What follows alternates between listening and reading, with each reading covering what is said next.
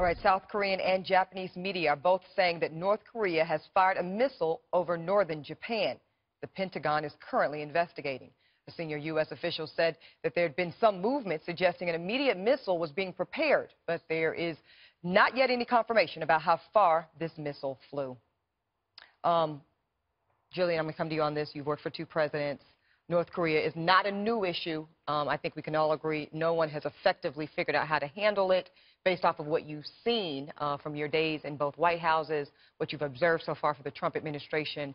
What is your general sense and feeling around this possible development? Well, if these reports are confirmed, this is a huge deal. I mean, that kind of intermediate range missile flying over Japan's airspace is, I mean, that's, I don't like to over-dramatize and you claim that that's tantamount to an act of war, but, I mean, depending on the circumstances when we get the details, but it's a big deal no matter how you slice and dice it.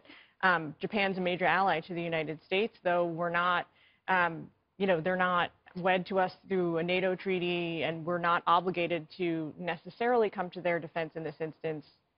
That's a question that will immediately be on the president's plate. Jillian, how does this, if you're the White House, how does this change their calculus in dealing with North Korea if the reports are true? I don't know that it will immediately change the president's calculus, but it definitely, it ups the stakes. It doesn't mean that we'd be prepared to, you know, to launch a ground war against North Korea or, you know, sort of escalate the nuclear threat or anything like that. But it's definitely something that will infuriate the president, and rightly so.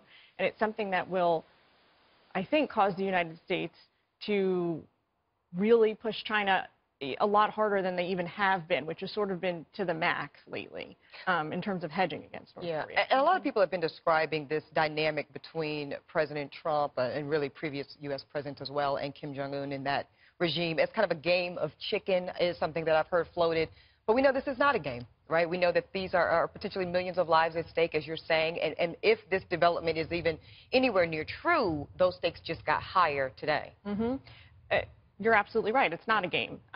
It's not a game of chicken. There are real consequences here, millions of lives when you calculate out North and South Korea, Japan, whoever else is in arm's length of the missile or a nuclear missile. But the problem here is that there's no good alternative. So people have been very quick to criticize whoever the president is on this issue. We're not doing enough. We're not being forceful enough. But there are no easy options, and there is nothing that is guaranteed to get us from 0 to 10 on this issue. No, there's certainly no guarantees. With more on this very immediate development, we're going to bring in Fox's Jennifer Griffin. Jennifer, thanks, and what do you have for us? Well, Ebony, we have seen the reports, and the Pentagon is aware of the reports from Yonhap news agency, the South Korean news agency, which first reported within the last few minutes that the North Koreans had fired a missile somewhere from a location near Pyongyang. The reports from Japan suggest that that missile overflew northern Japan. This is not the first time that the North Koreans have launched a missile with that kind of range. The first time they did so was back in the 90s when they surprised the world by firing a Taepodong missile. That was the first time that it flew over Japan. It got the attention of the world. They've only done so 3 times. What's notable about the timing of this, and I've spoken to senior U.S. officials who said that they had seen some sort of movement that suggested that the North Koreans were preparing for an intermediate range ballistic missile, but they weren't sure whether that was going to come. They were surprised that it came today.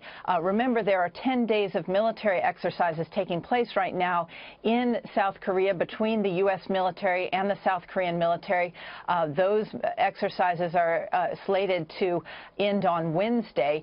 Those exercises are annual exercises. They have angered Kim Jong-un, the leader of North Korea. And what's notable is just last week, Secretary of State Rex Tillerson had praised the North Korean leader, saying that, in fact, he had shown a great deal of restraint. But then you saw over the weekend he fired 3 missiles. 2 of them were short range. 1 of them failed of the 3.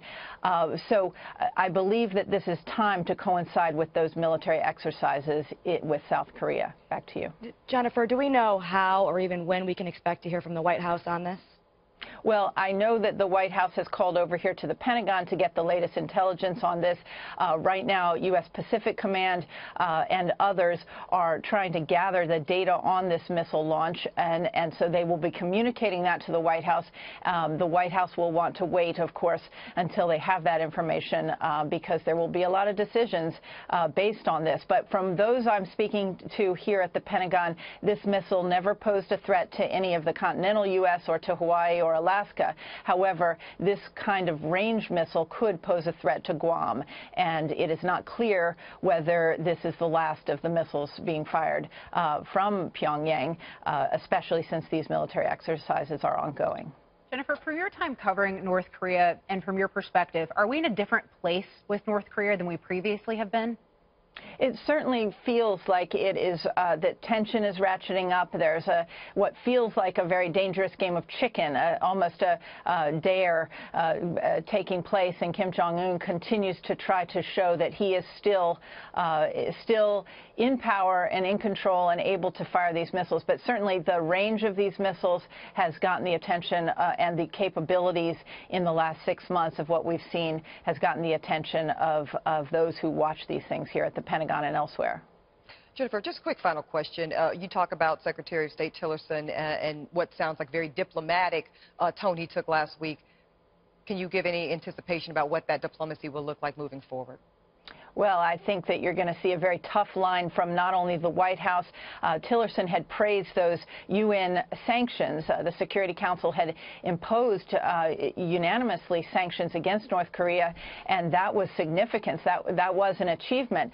But it is clear that it is not deterring Kim Jong-un, so now they're going to have to go back to the drawing board on this. Jennifer, thank you so much.